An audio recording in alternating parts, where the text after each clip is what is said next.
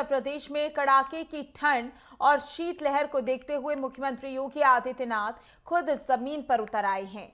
मुख्यमंत्री ने राजधानी गोरखपुर के टीपी नगर स्थित रैन बसेरा का औचक निरीक्षण किया। इस दौरान सीएम ने कहा और वहां ठहरे हुए निराश्रित और जरूरतमंद लोगों से मुलाकात कर उनका हालचाल जाना और उन्हें दी जा रही सुविधाओं का जायजा भी लिया। मुख्यमंत्री ने अपने हाथों से लोगों को कंबल वितरित किए और अधिकारियों को सख्त निर्देश दिए कि प्रदेश में कोई भी व्यक्ति खुले में सोने को मजबूर ना हो। उन्होंने रैन बसेरों में अलाव, साफ बिस्तर और गर्म पानी जैसी बुनियादी सुविधाएं सुनिश्चित करने को कहा ताकि गरीब जनता को ठंड से राहत मिल सके।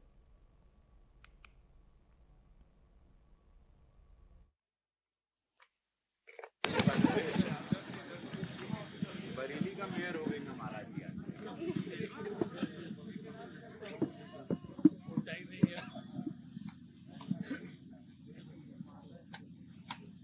हो गया पीछे पीछे पीछे पीछे पीछे पीछे मिल गया सबसे पीछे रैन बसेरों में कंबल बांटते हुए नजर आए और इसी के साथ नाइट शेल्टर में पहुंचकर उन्होंने वहां की व्यवस्थाओं का निरीक्षण किया। अधिकारियों को सख्त इंतजाम के निर्देश भी इस दौरान जारी किए। इन तस्वीरों में आप साफ साफ देख सकते हैं कि किस तरीके से वो कंबल बांटते हुए नजर आ रहे हैं। खास बात यह है कि ठंड के बीच जहां पर लोगों की बहुत सारी जरूरतें हैं, रैन बसेरे में रहने के अलावा उन सभी जरूरतों को पूरा करने के लिए सीएम योगी आदित्यनाथ लगातार दिशा निर्देश दे रहे हैं। लोगों को खाना, कंबल, ये सभी तस्वीरें ये बयां कर रही हैं कि सीएम योगी आदित्यनाथ किस तरीके से सख्त निर्देश देते हुए लोगों की जरूरतों का ध्यान रखने के लिए निर्देश दे रहे हैं।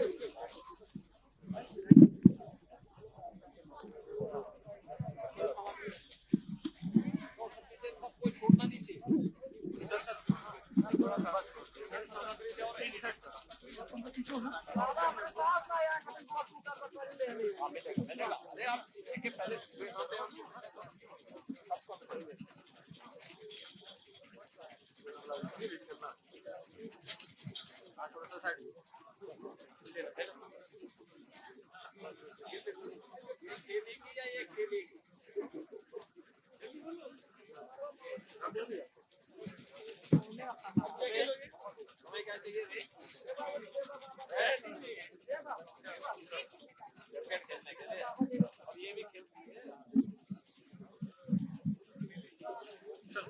है कि पहले ही सीएम योगी आदित्यनाथ ने प्रशासन को निर्देश दे दिए थे रैन बसेरों को लेकर कि कोई भी असुविधा ना हो। और इसी के साथ आज जब सीएम योगी आदित्यनाथ गोरखपुर पहुंचे हुए हैं, 2 दिन का ये दौरा काफी अहम हो जाता है, तो वो नाइट शेल्टर पहुंचे जहां पर उन्होंने व्यवस्थाओं का जायजा लिया। रेन बसेरों का निरीक्षण करने और जरूरतमंदों को कंबल वितरण की दिशा से आज मुझे यहाँ पे 2 रेन बसेरों का निरीक्षण करने ट्रांसपोर्ट नगर में और धर्मशाला बाजार में देखने का अवसर प्राप्त हुआ है। यहाँ पे कंबल वितरण का भी इस कार्यक्रम के साथ जोड़ने का अवसर प्राप्त हुआ है। वर्तमान में भीषण शीतलहरी उत्तर भारत में पड़ रही है। भीषण शीतलहरी में किसी भी गरीब को, किसी भी कमजोर को, किसी भी बुजुर्ग को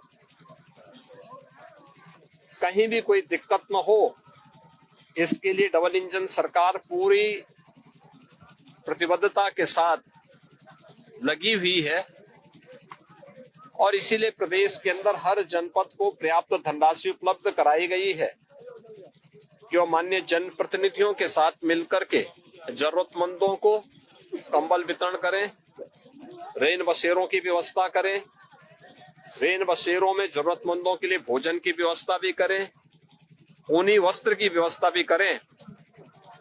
प्रदेश भर में ऐसी पूरी व्यवस्था की गई है और उसी क्रम में मुझे आज यहाँ के माननीय जनप्रतिनिधियों के साथ दोनों स्थानों पर सैकड़ों लोगों को राहत की व्यवस्था के तहत भीषण शीतलहरी में ऊनी वस्त्र, कंबल आदि वितरण करने, भोजन आदि वितरण करने का अवसर प्राप्त हुआ है। मैं इस अवसर पर प्रदेशवासियों से ये अपील करूंगा जिसके पास साधन है वो अन्य जरूरतमंदों को भी उपलब्ध करवाए।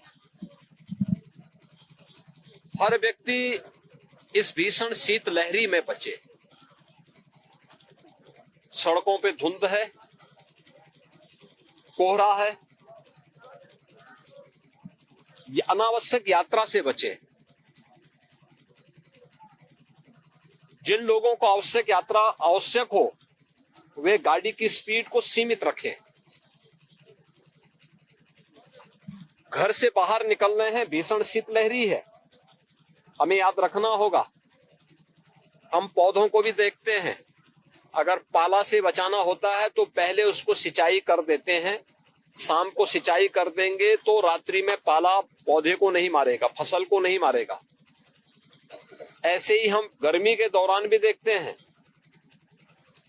कि भीषण गर्मी में लू की चपेट में आने के पहले एक सुझाव दिया जाता है कि पेट में पानी भरा होना चाहिए, यानी भरपेट पानी पी करके व्यक्ति बाहर अगर लू में जाता है तो नुकसान नहीं होता।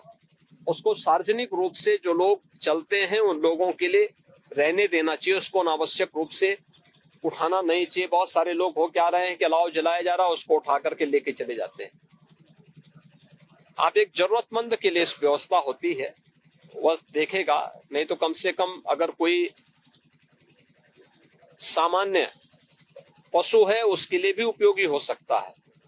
तो ये बहुत सारी चीजें जिसको हमें थोड़ा ध्यान रखना होगा।